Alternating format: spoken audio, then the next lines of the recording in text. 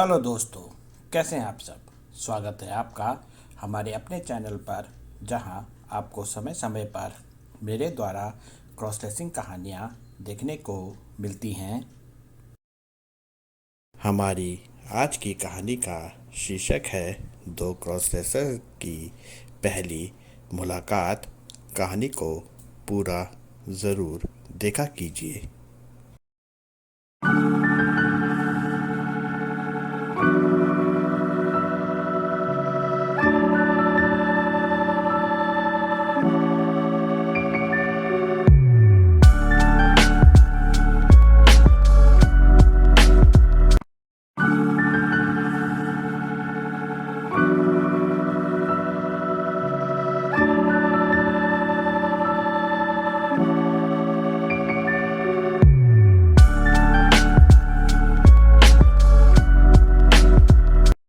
आज का दिन भी मेरा क्रॉस ड्रेसिंग चाहत पूरी किए बिना ही निकल गया। अकेला और एकांत घर मुझे खाने को आ रहा था। ऐसे मौके हम क्रॉस ड्रेसर्स को बहुत ही कम मिलते हैं, और मुझे जब ऐसा मौका मिल रहा था तो मेरे पास क्रॉस ड्रेस करने का कोई भी साधन नहीं था। अपने घर पर मैंने मिले ऐसे मौके को कभी बेकार नहीं जाने दिया था। मेरे घर पर मेरे पास मेरी दीदी के पुराने कपड़े थे, कुछ मेरे अपने खरीदे हुए सलवार कमीज भी थे, जिन्हें मैंने घर पर सबकी नज़र से छुपा कर रखा हुआ था।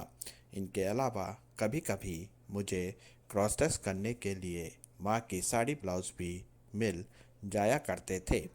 मैंने अपने लिए खाना बनाया और सोने से पहले एक बार अपने मन में फिर पक्का वाला विश्वास बनाया कि कल कॉलेज से आते समय चाहे मुझे दुकान पर महिला ग्राहक की भीड़ मिले या कोई महिला दुकानदार मिले, अपने क्रॉस ड्रेस करने का सामान मैं ज़रूर ही खरीद कर ले आऊंगी। किस्मत हर दिन एक जैसी नहीं होती, और मुझे अपनी किस्मत पर अब भी पूरा भरोसा था कि कल मैं ज़रूर अपने मिशन में सफल हो जाऊंगी। अगले दिन मैं कॉलेज से आ रही थी तो बस में मेरी ही उम्र का एक लड़का बैठा हुआ था। मैंने उस लड़के से साइड होने को कहा तो वह मुझसे बिना कुछ बोले ही साइड हो गया। लड़का बहुत ही चुप चुप सा था और उसने मेरी तरफ की सीट के नीचे अपना बैग रखा हुआ था। बस में बहुत ही भीड़ थी। जिस जगह पर मैंने उतरना था उस जगह से एक स्टैंड पहले वह लड़का बस से उतर गया। बस में बहुत ही भीड़ थी, इसलिए जब वह लड़का बस से उतरा तब मैंने भी ध्यान नहीं दिया कि उसका बैग मेरी तरफ की सीट के नीचे था, और वह लड़के को भी इस बात का ध्यान नहीं रहा। जब मैं बस से उतरने को खड़ी हुई तो मैंने देखा कि उस लड़के का बैग मेरी सीट के नीचे रखा हुआ था, और बैग के बाहरी तरफ उस लड़के के नाम और मोबाइल नंबर की एक पर्ची लगी हुई थी। बैग पर रेयान नाम लिखा हुआ था और उसका मोबाइल नंबर लिखा हुआ था। मैंने इस उम्मीद से बैग उठा लिया कि वह लड़का मुझसे थोड़ी दूरी पर ही उतरा था तो ज़रूर मेरे पास का ही रहने वाला होगा।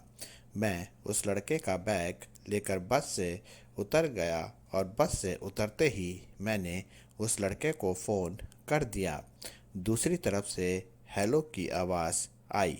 उस लड़के की आवाज़ लड़कियों की आवाज़ जैसी पतली थी। एक बार तो मैं खुद उस आवाज़ को सुनकर हैरान हो गया था कि शायद मुझसे नंबर गलत लग गया है।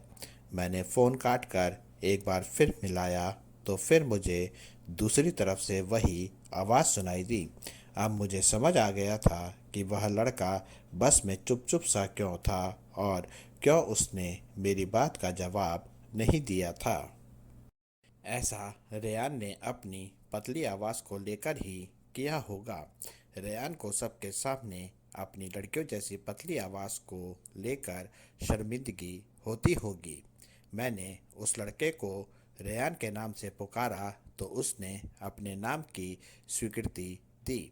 मैंने उसे बताया कि उसका बैग मेरे पास है और मैंने उसे अपने घर का पता बता दिया और वहां आकर बैग ले जाने को कह दिया।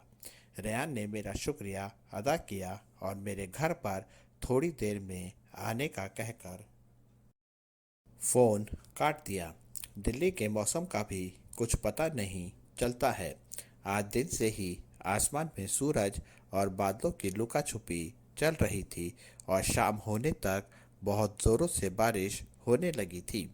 मैं भीग न जाऊं इसलिए जल्दी जल्दी मैं घर को चली गई। रेयान और बारिश के चक्कर में मैं आज भी अपनी क्रॉस ड्रेसिंग का सामान नहीं ले पाई और सीधा घर पर आ गई।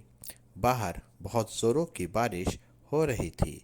थोड़ी देर बाद मेरे घर की घंटी बजी। मैं समझ गई थी कि रेहान ही होगा।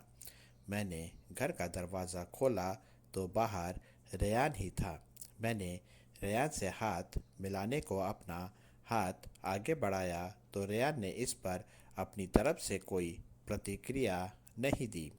रेयान ने मुझसे बैग के बारे में पूछा। तब मैंने देखा कि बारिश से रेयान पूरी तरह से भीगा हुआ था।